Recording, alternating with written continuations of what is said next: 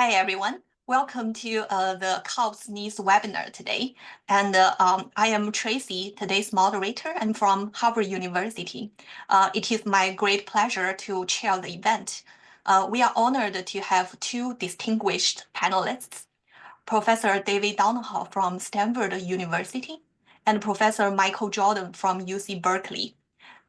They are both members of the National Academy of Sciences, and they are leading figures in statistics and data science. And they have received numerous honors and awards. Okay. Today's topic to discuss is trustworthy AI. It refers to the development of AI systems that can work reliably, transparently, and aligned with human values. Here are just some common principles in trustworthy AI.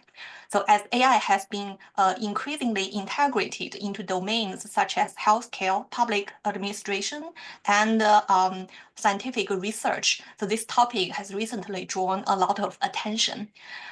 In today's webinar, we will have 3 parts. So in part one, panelists will share their perspectives on this topic. And in part 2, we will have a panel discussion in which panelists will answer some pre-selected questions. And in part 3, we will open the floor to interaction with audience. And during the whole event, you are free to ask questions. I believe there is a Q&A button or similar button on Zoom, and you can use to ask questions. We will answer some of the questions in part 3. Okay, we'll start from part 1 now. And David, would you like to share screen? Okay, thank you, Tracy. I'm looking forward to this meeting and saying a few things. Do people see my screen? Yes. And do people hear me? I guess that's more important.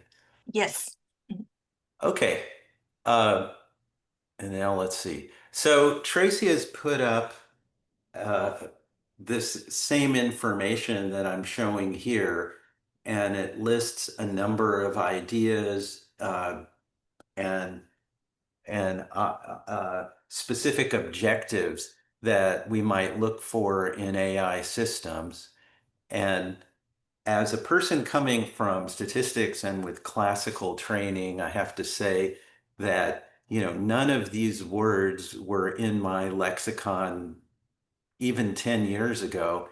And maybe I have no training whatever for discussing these things. However, my knee-jerk opinion after studying them a little bit is that even though the words were unfamiliar, I finally came to the idea that I'm comfortable with the words because they do reflect specific quantitative properties that research is starting to bring out. So eventually I came to understand that these kinds of things that Tracy's talking about, to me as a classically trained statistician, these are actually goals that we have always cared about, where we means people in the mathematical sciences. We've always cared about imposing constraints and obtaining various performance goals and so on and so forth. So that, of course, we want them. On the other hand, I've learned a lot about empirical machine learning over the last 10 years. And I feel that the basic attitude of people who are successful in the empirical machine learning space is sort of doubtful at first blush, and their knee jerk is not going to be like as comfortable with these words even after a period of time. And eventually, where they're going to come down is these are goals we actually cannot afford to take seriously. So there's an important culture clash between where people with some statistical background or mathematical sciences background would be, and where people who are pure empirical machine learning practitioners would be. And to understand this, I realize there's a split in the view of where's the magic in the modern world. it used to be that we were very confident that mathematics had this kind of magic. And once Eugene Wigner tried to explain this, how is it that math has led to so much effectiveness in so many different places? People were very impressed with what math had delivered. But about 15 years ago, a group at Google answered back saying, actually, no, in the real world that we're dealing with today, the magic is in the ability to get gigantic data sets and just get things to emerge from that.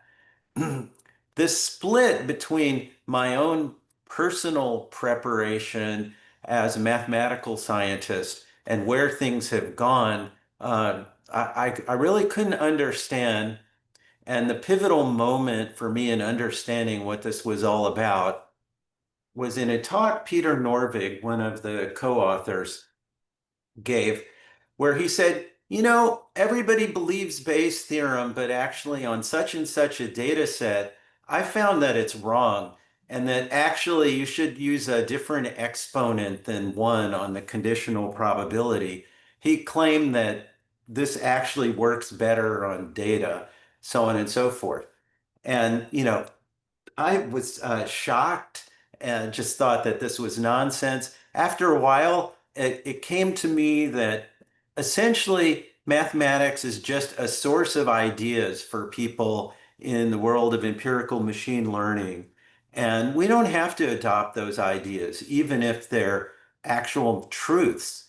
Instead, we just measure task performance on some data set that anyone can check, and then we know whether we adopt the idea. And the extension of this is that the only thing that matters is benchmark and leaderboard comparisons, and anything else is hot air, which includes any kind of discussion that my mathematicians would consider solid and grounding. So examples of leaderboards that are capturing everyone's attention these days would be, for example, here's a leaderboard of some of the leading LLMs across a whole bunch of different tasks. You can look at one specific task and you can root for one team over another team and so on. And if you track these things over time, for example, as Time Magazine did here, you see that all these competing teams and these competitions gradually over time drive task performance up until it gradually exceeds human levels. So there's this whole paradigm of let's create competitions, let's do leaderboards, and let's try to ultimately reach human performance by iterating on task performance, et cetera. And I think people are aware that this is going on, but the idea that this substitutes, say, for logic and mathematics and things like this, much, much less apparent to people who are mathematical scientists. Um, because on some of these things, you're crossing the level that's considered human performance. You see people like Elon Musk and Sam Altman saying, we're reaching the singularity. And the media has gone full leaderboard. So the claims they will make is where even the media will be saying artificial superintelligence is near. It's going to be super expensive to create. Someone's going to own it. They're going to get there by trillions of dollars in capital investment. And whoever does it first is going to be nationally supreme. And so I have to have the people who might own it at my inauguration in row two, or if I'm a prime minister or EU president, I have to say, we're going to own AI, we're going to dominate the thing, etc. And once you get that the leaderboard story has taken off like this, that it's inside the head of the politicians, it's also necessarily inside the head of the markets. So when there was a significant improvement in leaderboard performance for DeepSeek back in January, literally 500 billion of NVIDIA market cap dropped away overnight, and Jensen Huang, a benefactor of Stanford that we're very grateful for, lost $20 billion in one day or something. And the underlying cause of this was just DeepSeek appeared to be doing really well on leaderboards and for being, open source. So you couldn't own it. And your trillions of dollars of investment didn't seem to be needed, and it damaged a lot of the media expectations. So suddenly the world had to change. So my conclusion out of this is that today's leaderboard philosophy is really ascendant, and you won't see anywhere in there concerns like trustworthiness, fairness, or interpretability. So it's going to be very difficult in an environment where trillions of dollars are at stake, and there's an entire industry of people fabricating narratives and so on and so forth. It's going to be really hard for these kinds of concerns to be expressed.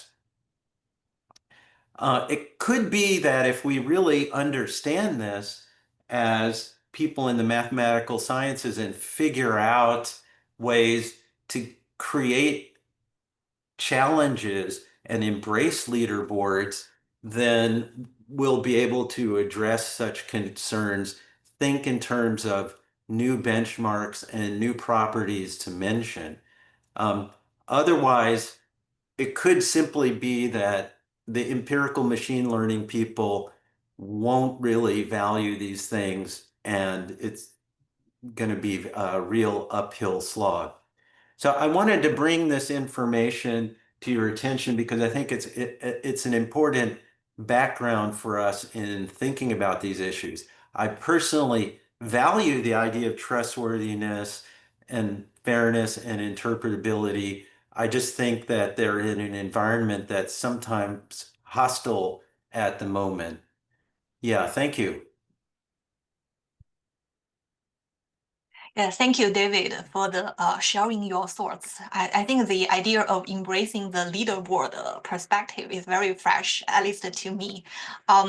And I want to remind the audience that please feel free to submit your questions either through the Q&A or through the chat, and we will address all of them in part 3. And next, Michael, would you like to share your screen? I sure would. Okay, there we go. There's my slides. They do a full screen and a play. Yeah. Okay. So I would like to change the narrative. I think David did a great job of saying what that narrative is. There's some good and bad in it. Leaderboards are good, but the narrative of super intelligence and owning, intelligence and all that, I think is a bad, unhelpful narrative for our era. For me, what's missing in the narrative is economics, just to say it as clearly as I can. So I think if you're going to talk about trustworthy, it's not that a single object, a box, is trustworthy. It depends on the context. When I go into a market, say in, I don't know, Cairo, I've never been in Cairo, but I could go into a market and I could try to make some transactions. And by any reasonable definition, that's a hostile environment. People are trying to take my money. People are trying to, take advantage of me and so on. But humans have evolved strategies, microeconomic laws, if you will, for interacting in those environments where there's adversarial, where there's hidden knowledge, where there's asymmetries, such that you trust it. You go in and you trust that you'll get out what you want. And that happens for all kinds of markets, intellectual markets, and markets for various goods. So economists talk a lot about that. And if you're going to talk about things like fairness, that's an economic concept. Fairness relative to what? Right? Am I treating fairly relative? Is it Pareto optimal? That's a kind of fairness notion. And so many of the words having to do with trust really come down. There has to at least be an economic concept to being discussed, some utility, some trade-off. Otherwise, you can't even talk about it. So so most of the stuff I've seen on trustworthiness is really just critique.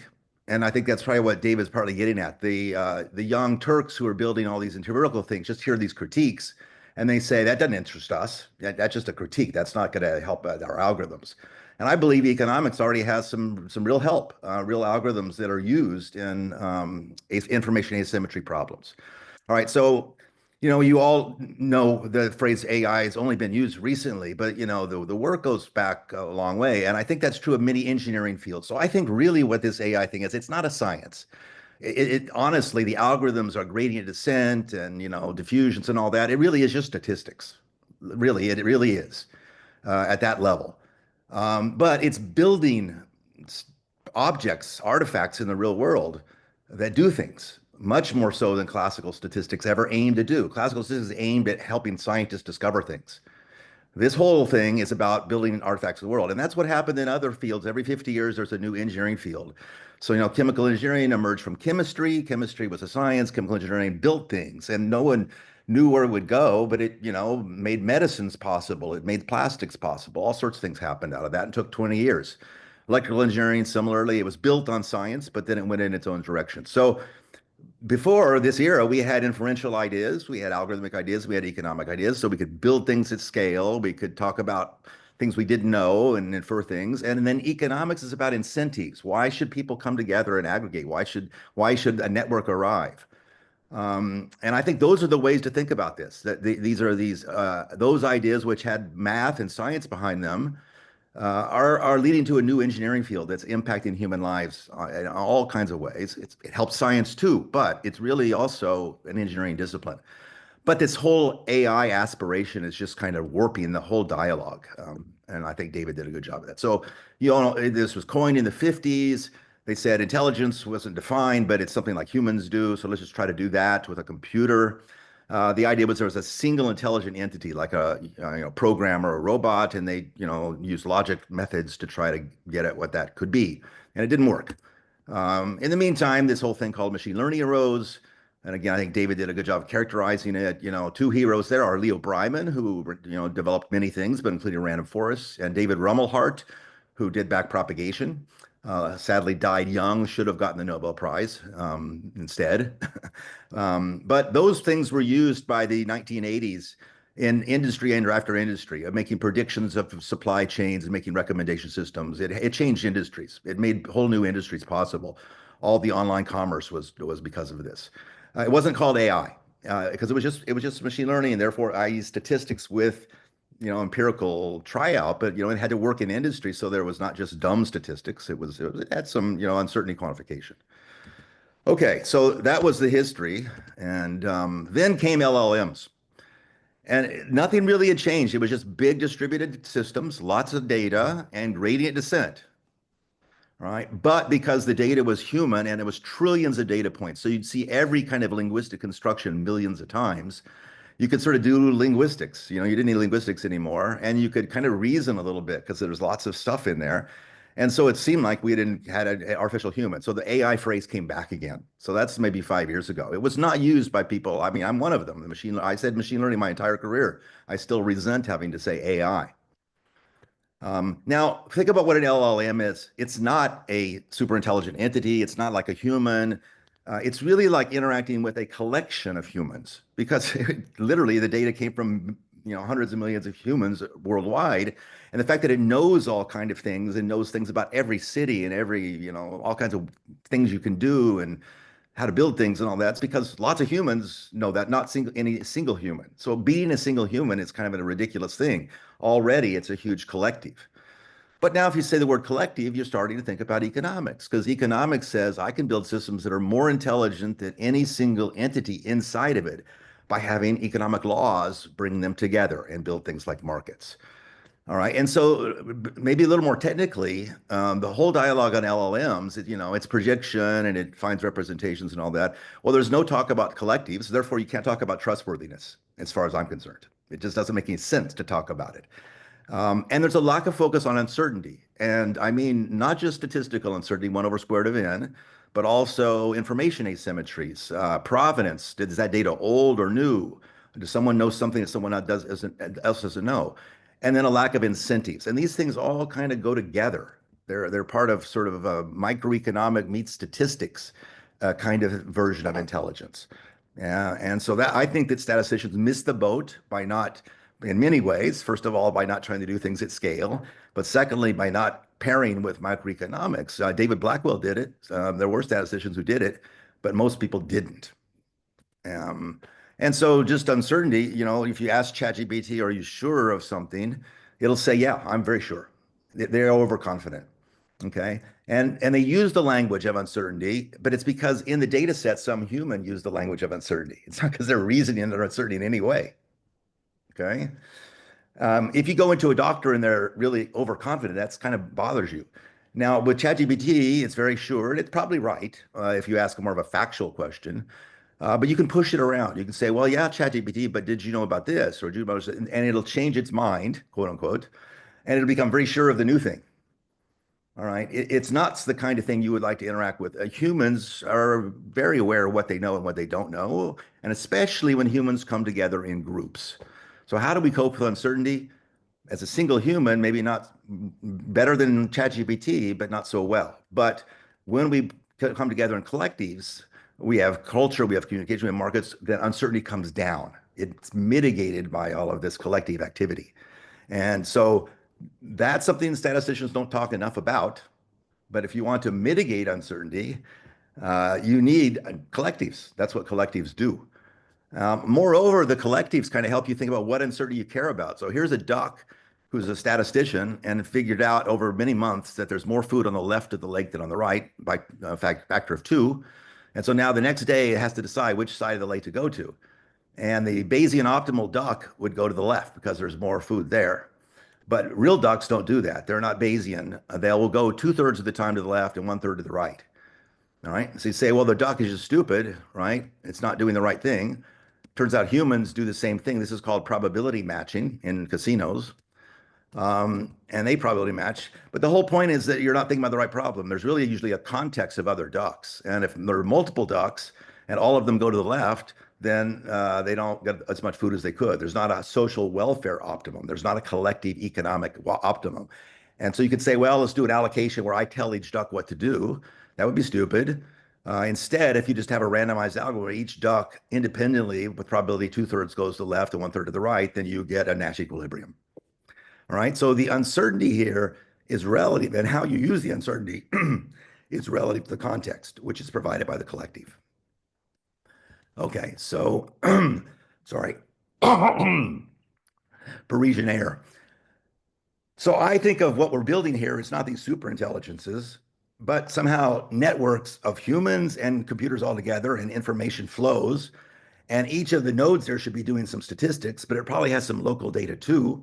And it can get some information from others, but it doesn't always trust that because it's not necessarily, maybe someone's lying. Why should people be connected to this thing? Where are the incentives? That's the kind of thinking I think we should be doing. That's what's happening in our era. It's not just LLMs or diffusion models. It's these big collectives coming together and transacting in some ways. All right. So if you're an economist, this is not that unfamiliar. And I think I'm about done. I got near the time limit, if I remember right. So let me try to just say a few more things and I'll quit. An economist is aware of all this, that there's many actors acting together, and it's very often the case that one actor knows more than another actor about something, and that'll never go away. All right. So if those two actors are going to interact, they have to do things like contracts, and there's asymmetries. That, if you know something more than I about something, and I want you to do it so because it'll make money for me, I can't just tell you to do it or ask how good you are. I have to set a price, and I have to do that with maybe a contract, this price for this service, this price for this service, and then you pick. So there's mechanisms. This is called mechanism design in economics for dealing with asymmetry of information. And that is another form of uncertainty we don't talk about in statistics. It won't go away if you sample. It'll always be there because you strategically are just not going to hand me your information. You're going to lie. All right. So we need this more sophisticated microeconomic perspective as part of this new technology. And here's a page, just if you want to look briefly. There's a book on the theory of incentives. It started in France, and it's beautiful mathematics, and it's different. It's equilibria theory, fixed point theory. It's not optimization. It's not statistics. It's very beautiful math, and I love it. I've learned a lot from it, and it's math. And if you pull its math together with statistics, you can do all sorts of new things. And you get these ideas of principles and agents to get the asymmetry and there's rules by way they interact, and information can flow to one or the other. One can test a hypothesis, even though it doesn't even have a prior. The other person has a prior, and someone can test a hypothesis. Okay, so I'm gonna just finish with this slide. I think this is an engineering discipline that's emerging. And it's not just one thing. It's not an LLM or whatever. It's ideas that are coming from three main fields, the traditions, inferential statistics, incentive-based economics, and algorithmic computer science. And interestingly, there's pairwise connections between all three of them that are actual fields. There's conferences and all that. So statistics means computer science. That's machine learning, unquestionably. Statistics means economics. That's only been econometrics, which is more about measuring the economy and doing causal and doing some time series. There's no mechanisms in there for doing auctions and contracts and all that and changing the world. It's about measuring the world. And then economics means computer science. That's called algorithmic game theory. So the pairwise things exist, but the real problem is bringing them all three together. And that's a mathematical challenge and a systems building challenge. And I think that this is a better narrative of what we should be doing in this era than putting billions into big towers that somehow supposedly know everything, but they don't know the actual context of real humans. Thank you. Thank you, Michael, for sharing these very fresh perspectives. And again, audience, if you have questions, please feel free to submit them using the Q&A button. I think we've already had 4 questions in Q&A and also 1 question in the chat. Maybe to be more organized, can everyone submit your question using the Q&A button? Okay. Next, we will move to the panel discussion part. Oh, let me share screen. Okay. Oh, excuse me. I think I'm.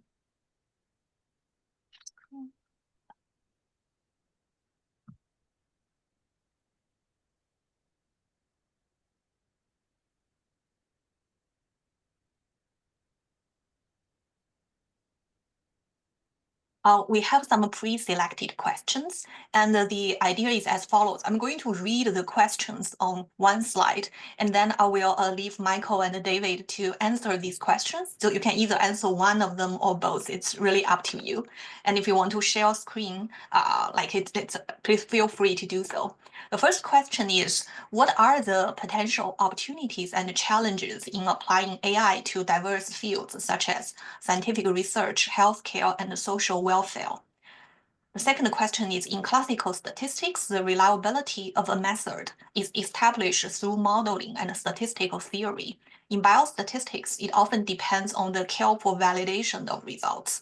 When it comes to AI, what criteria should be used to define and assess its trustworthiness? Oh, sorry. Oh, sorry. This should be here. Again, question number 2, I cannot answer without some economics, because if I'm interacting with you and you're an LLM or a human or whatever, and I know the incentives are not aligned, then I have no way of knowing if you're lying to me or not. There's just no way. So I got to have kind of some kind of structure, like an auction or a contract built in, where you are incentivized to either tell the truth or to be unbiased in some way. There's got to be an incentive structure. And incentive structures are little mathematical equations. They kind of have the structure of expectations being less than or equal to something. And so that's just kind of one part of trustworthiness. Are you lying to me or not? Another one is, you made some assertion of some kind because, you knew something, you had collected all the data on proteins in the world, and you built this great protein prediction thing. But now I'm interested in a particular kind of protein that's probably never been studied before. And so you give me an answer, right? And I probably know it's not a great answer. It may be okay, but not great. So I collect some local data and I somehow combine the two. And I'm not going to just trust blindly. And I'm not going to just use that kind of a classical error bar to give me the trustworthiness. It's got to be some kind of an interaction. And then also, if the data was really out of date, suppose that some doctor collected data 10 years ago, and then they're using that to make a judgment whether you should be treated in some way or not. I'd like to know the data is 10 years out of date, and a different machine was used to collect it than used to diagnose me. That's another part of trustworthiness. And it's all, so auditing mechanisms and transparency and all that. It's not, you can't just say that inside of AI, whatever that means, or inside statistics, we can be trustworthy. It's got to be the whole ecosystem around it. Yeah, thanks. So when you mentioned that we need some incentives to define the trustworthiness, do you think who should provide such incentives, like the government or the Oh, uh, no, I mean, that's the incentives are individual? all over the place. Why are you incentivized to run this? You're incentivized to run this little thing right here because you get some credit. People know you, and incentives are just all part of human existence. And so we just Oh, you sorry, cannot get away from incentives. They're always there, and you have to identify them and see if you like them or not. I I see see. your hand is up. David. Yeah. So on Q2, I wanted to say one thing is it connects with my remarks in the sense that it starts out about classical statistics, and essentially by mathematical modeling and theory we develop let's say comfort that something's been derived properly and so on. And that's really this Wigner idea that mathematics is the thing that points to truth. An example on AI having changed the rules, I think, is when DeepMind published the results of its AlphaFold. And I think at one point they published a paper where they just let drop something on the order of 200 million predicted structures from their model. And that was considered something you could publish in Nature, and you're just dumping the stuff that came out of your model. And no one knew if any of these particular structures actually corresponded to stable compounds or things that had any validity at all. They were just things like, okay, this is what we think a structure could be, and so on. And then there's been a great deal of work, and some fraction, which is not that large, actually are things that correspond to real structures that exist. And so how AI has changed the game is that people can get a publication in the absolute pinnacle journal on something that's completely speculative and is derived from we know not where, and just let the rest of the world try to study it for years and years and figure out if it's any good. So I just want to point out that that's really where we are in terms of trustworthiness. Okay, thanks. Thank you both for the great answers. Then I will move to next slide. In the pursuit of trustworthy AI, how do you see the roles of governments, major tech companies, universities, and research institutions, individual researchers, and social media platforms? Well, I'll remark on that just quickly, and then maybe Michael will have more to say. If we answered this 6 months ago, we would give a very different answer than today. 6 months ago, I was teaching a course on disinformation and data science and was describing how the social media hegemons were virally spreading false beliefs such as flat Earth and QAnon and causing actual mental illness that could be observed in many thousands of people. I had people coming in and talking about actual observations of how the algorithms of the social media platforms were harming specific people, so on and so forth. A course like that cannot be taught in the United States today. There's an executive order that forbids it.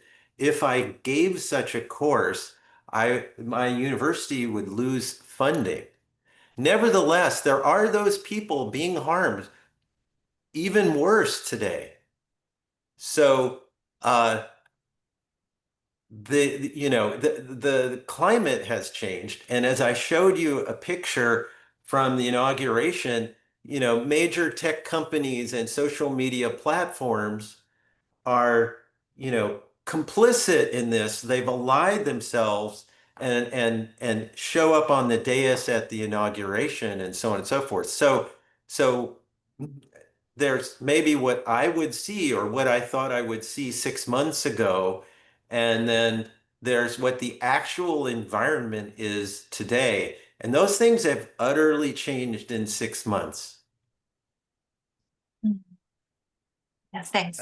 Yeah, I'm in Paris now, so I ignore the U.S. politics, press at my peril. But I guess I am also old enough to sort of feel that this is a phase. There's a kind of a populist authoritarian phase, and it may last a while. It may last, 10 years or something, but the pendulum will swing. I do think people will be very tired of some of the negatives that are associated with ownership by a few individuals, by suppression of free speech, and so on, right? So they cozy up, I think, for a moment. Then, of course, the stocks and bonds prices go all haywire, and then everybody resets a little bit. So there are, mechanisms, but democracies do have a populist swing from time to time, and it's terrible. But I think the kind of issues we're talking about here are longer term. I think my answer to the question would be yes, all of them. What's been uniquely strong about the U.S. is the universities, brought research and teaching together. And most of the ideas we're talking about here were developed in universities, and including a lot of the systems ideas that made these things all scalable. Um, in fact, I'm proud at Berkeley, we had a lab that delivered Ray, which is the thing that is underneath ChatGPT. So that was an academic pursuit. Um, and so I think that universities will continue to do this. We'll be doing intellectual leadership. And again, I think we've just kind of been too narrow in our little fields. The computer scientists build the devices, the statisticians, naysay about somehow some analysis was carried out. The economists are in their ivory tower.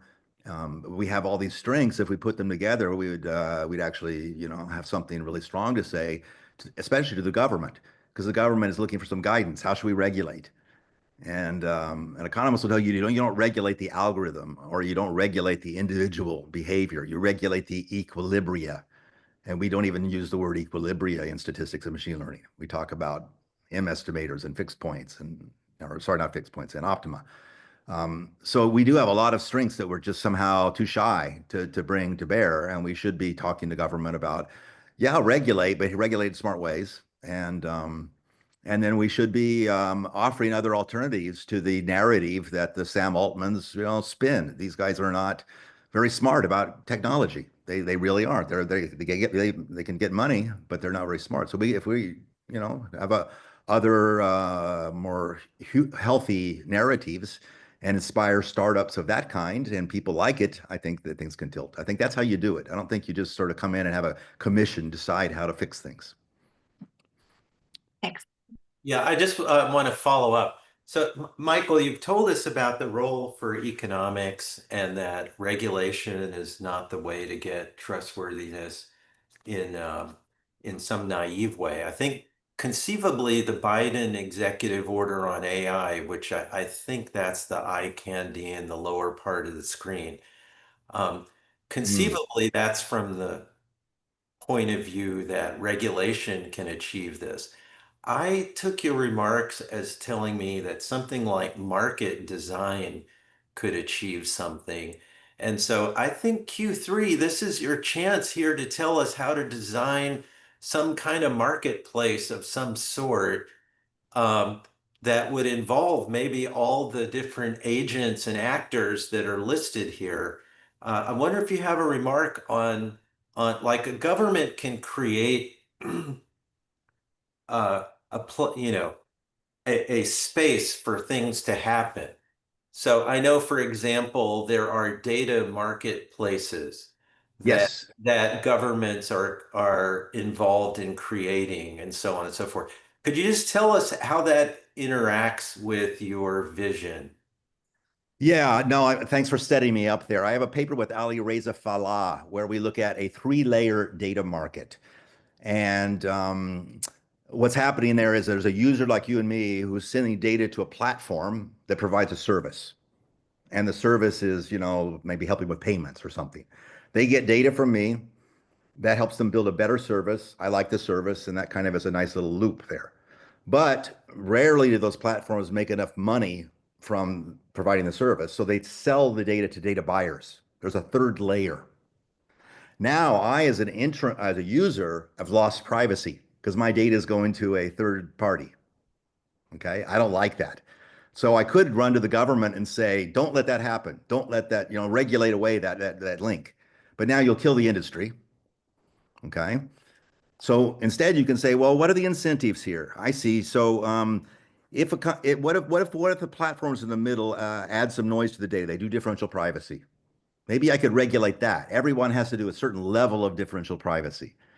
Okay, but no government is going to be able to figure out what's the right level. Okay, so you can say, well, let's let them choose. Maybe they choose their own individual level. So if somebody says my level is going to be, I'm going to add a lot of noise to the data, then I'm incentivized as a user to go to that platform. And many users go there, they get better data and more data, they have a better service. But now the data buyers look at that and say, that's crappy data. A lot of noise has been added. I will pay less for that data. So the incentives start to cross and there'll be an equilibrium in the middle. And now you can say, well, okay, they can set their own privacy level, but we could do something like have a minimum privacy level that the government imposes. Maybe that's a better way to do it, and then let it go for the market, then clear from there. So in our paper, we do math and we prove that there are all these different equilibria. And the best equilibrium is not a European style, everybody has got to do a large amount of privacy. It's not a free-for-all. It's an impose a minimum level of privacy. And that's not that hard to do. Then the mathematics tells you that you get optimal social welfare. The consumer is happier in their utility, and the platform is happier, and the data buyer is happier.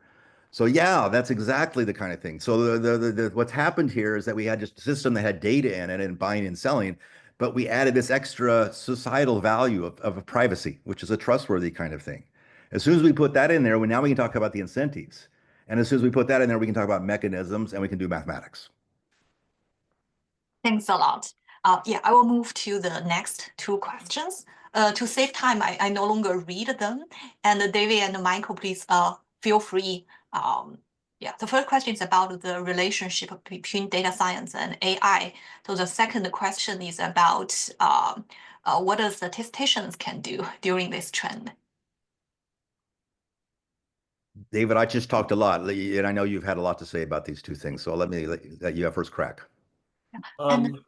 Yeah, okay.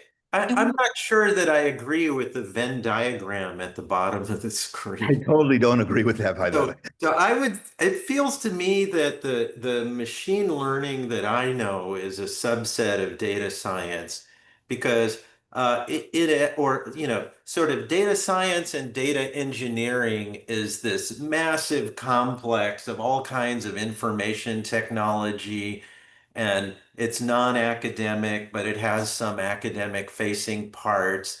And it can be used for engineering all sorts of things that don't look like AI, et cetera, et cetera. There's an overlap, and AI also includes all kinds of other concerns that machine learning people don't particularly address. So I'm not sure about this particular Venn diagram here.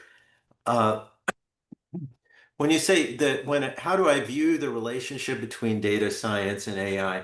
I think a key thing is that the benchmarks and leaderboards that I'm talking about, I think that is kind of the science that AI was looking for all along. And what has made AI emerge is that over the last 40 years, some very serious effort was made by what we could consider actual scientists to run challenges, for example, sponsored by DARPA in human language technologies, and develop an understanding of how to run a challenge and how to have automatic leaderboards and to seed competitions and so on and so forth. And then the ideas from that spread more broadly, for example, in protein folding and in other areas with image processing. So what we ended up with is there is a science of evaluating systems like next word prediction or image classification or fingerprint recognition, etc. And across years and years and years, there's been successes, and this has kind of boiled out into a paradigm. And some of the people who've been there all along really ought to be celebrated. So I do some of that in a paper called Data Science at the Singularity, which mentions, names names and bows down to founders and says, nice things about all those people. So if you look at that paper, which is in Harvard Data Science Review, you'll get some idea about the scientific evaluation of advances that has gone into today's AI moment. So that would be an answer for Q4. As far as Q5, um, so I think if we understood better the leaderboard fixation of the AI hegemons and how much that's also driving the CS conferences, we would be in a better position. So CS conferences today have innovated over time this structure that is very like unanticipated by anyone coming from mathematical sciences.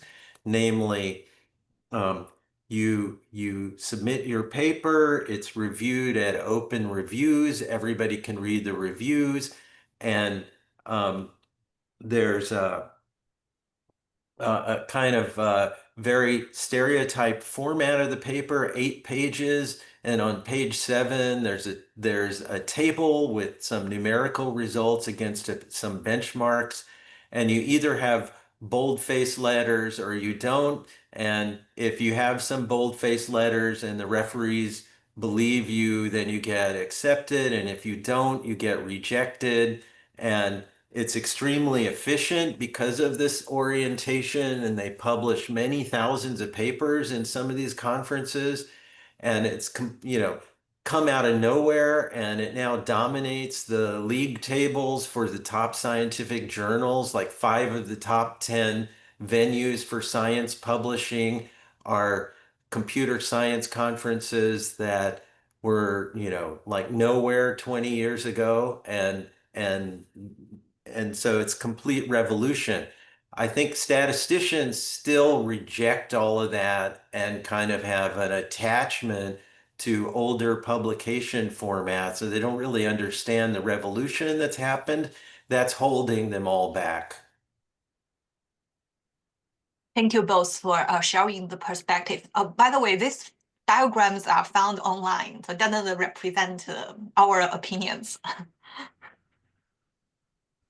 The next 2 questions. So the Q7 is about the role of AI in statistical research. So how shall statisticians use AI as an incoming new technology or a novel type of data or a platform of conducting experiments, or perhaps a new domain for applying statistical theory?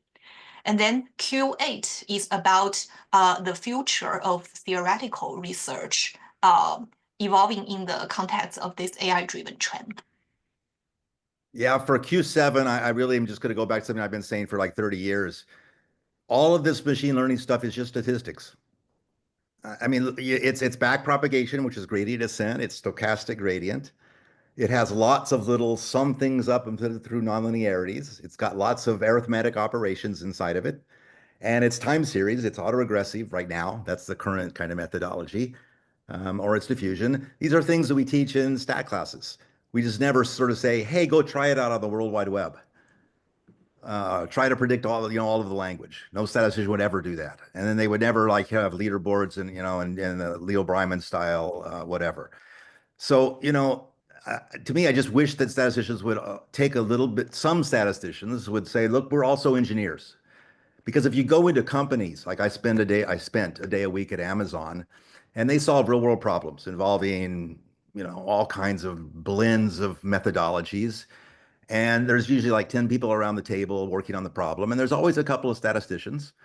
And they aren't doing classical statistics in any way. They are aiding in the evaluation often, and they're aiding in, hey, we need some causal inference here. Hey, we got to think about what's the objective, is it some causal effect in a year from now or whatever, and how would we set that up?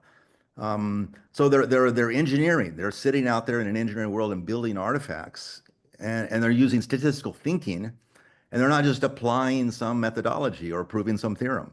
And I just don't think we teach that. What we teach is kind of the great success stories of how we help some scientists to discover something in biology.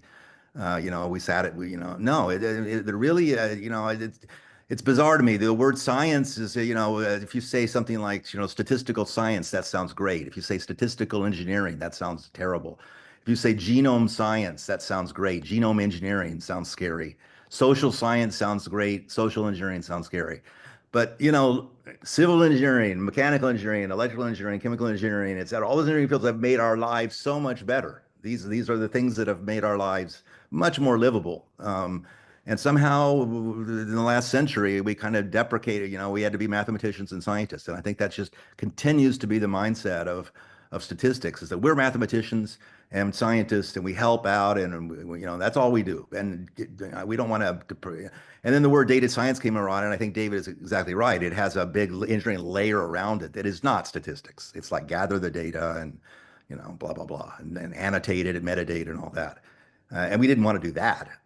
But that's not just engineering. Engineering is also making things work in the real world. And you really need all kind of, latent variable things. You need causal things. You need all this new wave on anytime inference, with martingales and all that. Very innovative, very much going to help out with all this AI stuff. As I measure things over time, how does my evidence accrue and versus black box, non-parametric. So there's lots of things that can be done to bring a good chunk of this, into the statistical world. But it's not just that you use an LLM in your research or you use ChatGPT and therefore you call yourself a modern statistician. It's got to be a deeper engagement. Thanks. David, would you like to Yeah, have so on QA, I, I think what this is saying is that we've got a tremendous example here of empirical research about methodology overturning the world. I mean, literally moving the stock market and completely changing people's ideas of what humans can do. And it's simply about some algorithms for processing data. And the traditional idea that we had in the mathematical sciences kind of didn't allow for that. And we didn't really teach anything about empirical research about methodology. We always taught that the way you should understand methodology is derive it mathematically somehow from a generative model, which was completely specified, et cetera. So we were aligned with this vision of Eugene Wigner that I mentioned in my remarks, that, math has this unreasonable effectiveness and so on. And I think that basically, if you have a lot of math training, you have a tendency to basically see that it's math or nothing. Namely, if I observe some facts about the world, these are not publishable in any journal I care about. These are not, let's say I'm a mathematician or mathematical scientist. These are not something I should be presenting in class, discussing to people, et cetera, et cetera.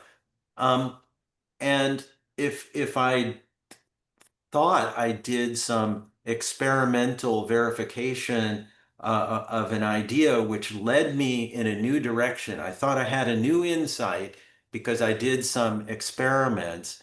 Well, there's no outlet for that. I can't get any professional respect by publishing anything that I found out by doing some computer experiments.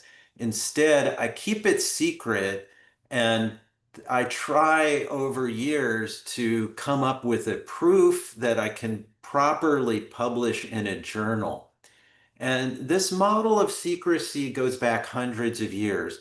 Gauss did it. It's how he came up with the conjecture of the prime number theorem. And Riemann did it in his attic, and it's how he came up with the conjecture of the Riemann hypothesis.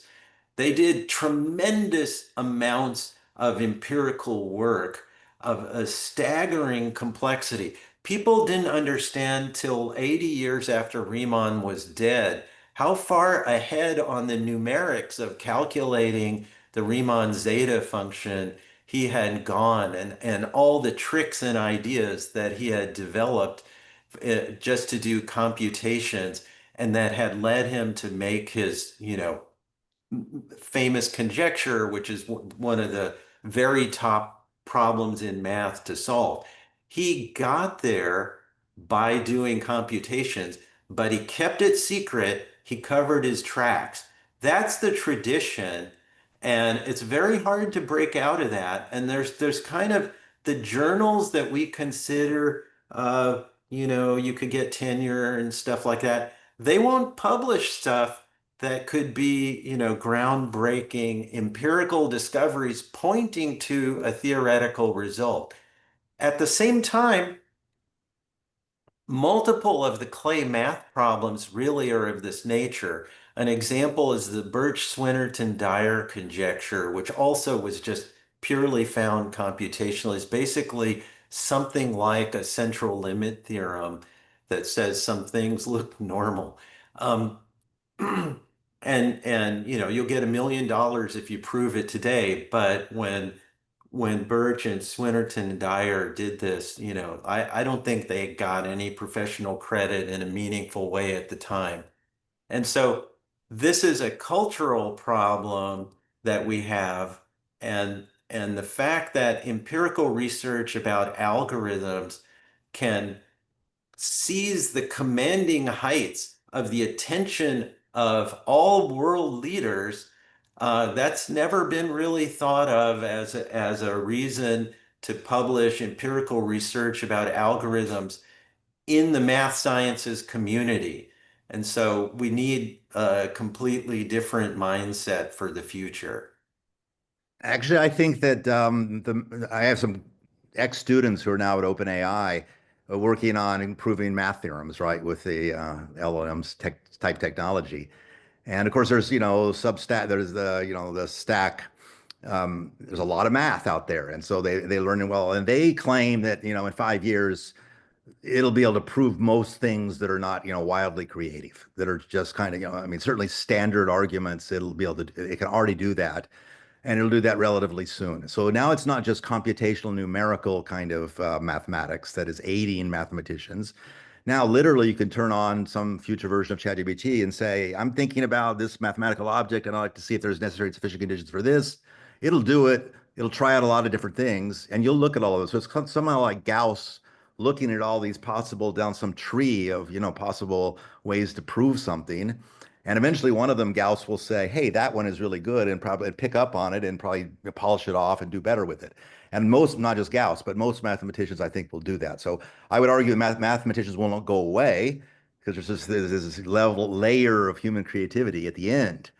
But what they will be doing will be an empirical form, but using the mathematical problem solving abilities of these new things. And so the whole notion of what's empirical and what's theoretical will then get all smudged over. Because the algorithms will be finding out new hypotheses and new possible theorems to prove and trying to prove them, and it'll all get merged in. And so I think so. I think in a lot of the computer science people, that's they're working on that a lot, because you can validate whether the output is true or false, whether it's a theorem or not. And it's really, the problem is going to be that you take these LLMs into the real world where there's all the uncertainty and all the vagueness and all that. You can't say whether it's true or not, and they're not going to be able to evaluate them. And as things come into our own real lives, I think this stuff is going to fail badly in lots of ways. But in the mathematical world, I think it's going to indeed completely change things pretty quickly. Thank you both for these very insightful comments. Due to some time constraint, I will skip the last question. I think it is more or less has been answered. And now we will move to the Q&A part. And we have 8 comments and questions in this Q&A, and I believe everyone can see that. I'm just, David and Michael, I'm wondering how you'd like to do this session. Maybe you can read the questions quickly and see which questions you'd like to answer, and just let me know. I like the first one by Daniel Alvarez there. And so let me just say something about that. I think it's a great question. He says evaluation in LLMs is very different from validation of performance in statistical modeling. There's quite a bit of subjectivity in deciding the appropriate tests to evaluate LLMs. Structurally, there's an incentive to game the tests. So now we're talking some economics that prove that an LLM evaluates well with respect to a benchmark. What can we say this for the future of the field? And this is totally right, but I think that most evaluations, there's a gaming going on. And, it's called Goodhart's law in economics, right? And so if you ask a hospital, you go to a hospital and say your metric from now on is going to be how long people live when they go to your hospital. Well, then they'll only admit people who look like they're going to live for a long time. And so this kind of thing is really, well known and well studied. I have a student, Serena Wang, who's at Harvard right now, who's just written a paper on relying on the metrics of the evaluatees. So the hospitals themselves know what would be better metrics to use than just some dumb metric. They know what would be a meaningful metric. And so you want to incentivize them to reveal that information to the regulator. So now you got a little Stackelberg game, and it really is a little bit of game theory. It'll always be game. That's what I was saying earlier about incentives. There's always incentives around. There's always gaming going on, and you want to understand it and then mitigate it and put it as part of your system. And so certainly LLMs right now, it's kind of weird because there's all these benchmarks and all this thing. There's not really anybody making money off of them. There's no business model. They just kind of spit out stuff, and it's really cool. But when it gets to be more real business model and it really is literally changing the world and not just changing the markets, then we'll see all kinds of gaming going on and all kinds of new benchmarks. But really, the evaluatee is the person being evaluated is the place to start and not the just abstract. Thank So, you, great Mike. Yeah. David, would you like to answer some of the questions?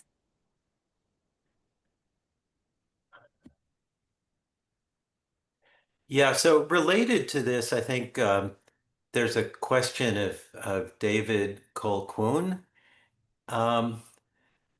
You might overestimate the information content of data, and this is relevant in the benchmarking leaderboard setting as well. Namely, there are all kinds of benchmarks that are based on some data, which is just a data set of convenience.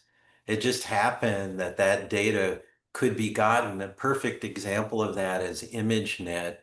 And so doing, really, really well on that data set is kind of not specifically relevant to any person but it did, change the world, in fact, and lead to massive changes in the way images are processed. Still, better data is something that's really important in this new world. And so if you want trustworthy results, people should be collecting better data sets. Actually, DARPA, when they started this whole leaderboard stuff back in the 80s, they paid NIST quite a lot of money and seeded people who would career long develop high quality data sets and think about exactly what needed to be in the data set so that the result would be a good one. And so it's David's question is totally correct in that if this leaderboard whole paradigm that's taking over the world is to be a good one, then we have to have quality data. And one issue with LLMs is that the data are just data sets of opportunities scraped from all over the place, which could include toxic, horrible things from, the worst corners of 8chan and 4chan. And then what might happen is that you'll get outputs from LLMs trained on that are, factually wrong and toxic and all this sort of thing. Creating good data sets is a difficult task, especially in this environment of LLMs, because the data sets are actually, in many cases, privately compiled and not shared. So there's no chance for critique of the data sets and for improving them. There's just people doing stuff behind the scenes.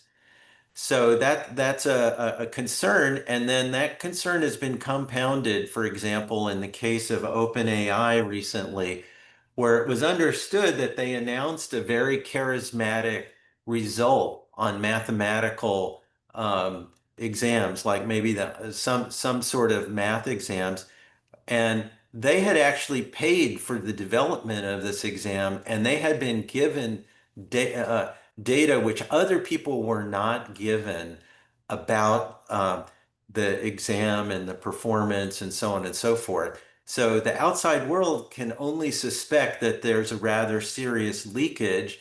And the reason that they're getting these benchmark results is basically they paid for the results. So the data quality in this new world where we're ruled by benchmarks and so on, data becomes more and more important, and data quality has indeed been neglected. Let me kind of tag on a little bit, which is would lots of real world systems involve feedback loops and things happening over time and decisions intermixed with measurements and so on, right? So that's a lot of the things we were talking about, healthcare, and transportation all involve these systems. And engineering fields that talk about those kind of dynamical systems are mathematical. So control theory designs airplanes, right? And if you've ever taken control theory classes, you learn about a lot of mathematics. Um, and airplanes were, partly designed by that. But if you go to Boeing and see how they really design, or Airbus really design things, they have huge simulators that really simulate to very fine granularity airflow and turbulence and all sorts of things. So then they put their first design into the simulator and they collect data in the loop as things that are being executed. And they see how good, or they evaluate. The benchmark becomes not just like, a mean square error on some list of data, but it becomes how well do you do in a real world, in a physical system. And economists should do more of this, but they do some of this. They have kind of operations research people do it more. Simulators of human activity in some situation and what would happen if you put a barrier there and so on and so forth. So I think that's also part of our future is benchmarks that are actually decision-making dynamical systems where we need to again think about the statistical issues there. And I think again statisticians could contribute to that very well. What does bias and variance mean in a decision-making dynamical system? Um, Thank you. I see that there are actually some new questions, but due to the time constraint, maybe we can allow for each of you to quickly answer one more question, then we will wrap up. And to the audience, we will document all questions and share them with the panelists. So if your questions don't get answered today, please don't feel depressed. Yeah. So we will document all the questions. Someone asks about lack of transparency. Let me just say something. Lack of transparency of sources is a serious problem with current AI methods. Could there be a move to push for attaching data or sources to AI results? There is a big battle going on among some of the companies about whether things should be open source or not. And it's sort of a no-brainer. Of course, it should be open source. But there's been OpenAI, which says we're going to be open source, and then they moved away from that. And the hope, and maybe some government regulation will help with this, but or just that market pressures that all of these LLM systems should be open source, and they should definitely give the provenance of where the data came from. And if they're using like high quality math data or music data or novels or whatever, they should somehow pay. We should not be in a world where they can steal stuff from the internet and use it and make money off of it without giving any credit back. So that's all part of transparency, and we're not there. And so we've kind of just very quickly built these big systems, and the venture capital people have put billions into it and all that without a really good business model and without a really good thinking through of what are the consequences for creators. And there are people talking about it and writing about it. And I think in 20 years, there hopefully will be a very different landscape where it'll be much more transparent and participatory, not just like the internals of a big LLM, but what went into it, and what if you took this out of it, and what the human level understanding of it, and then the credit assignment with respect to all that. So we're just so far away from that, and I really think that it is daunting that these billionaires are running our world, and I'm more concerned about them than I am the politicians. I think politicians will go away. These billionaires are going to be harder to get out of there. Thanks a lot, Michael. David, would you like to answer one more question quickly? Or yeah, so looking through all of these different questions, I mean, I think there are some nice things here. I wanted to remark that AI is going to affect research in statistics in ways we can't really predict, and that probably will look crazy at first. So it's not answer to a specific question, but I went to a seminar in my department a couple of weeks ago, and the speaker spoke about the idea of AI surveys where you don't actually ask any human beings what they think for their opinions, but you ask an AI like you many times say, okay, now you're a person from Alabama, you're 52 years old, and you have the following different phenotypic characteristics. Now answer this survey. And now we'll change it. And you're a person from Canada, you live in Toronto, and you're a single female, age 23, answer the same, etc. And to me, it was among the most challenging seminars I've ever sat through. I asked many questions. I just couldn't understand how this could be a thing. And yet they had presented there were 100 citations of like there's fields developing around this kind of idea. So it's very bewildering what's going to be made possible by LLMs. We don't know anything about the trustworthiness of these things at this moment. I don't even know how to get a handle on it. Of course, the speaker in that case, was aware of all these things and was trying to bring us along into this new world. But I was only barely able to see the where we're headed. So it's very stimulating, bewildering, confusing, but perhaps exciting. Seems like a great way to end. What do you think, Tracy? yes, we will wrap it up now. And thank you both for these great and inspiring discussions. And thank everyone for attending this event. And we will publish the recording later. Thank you, Tracy. Thank you.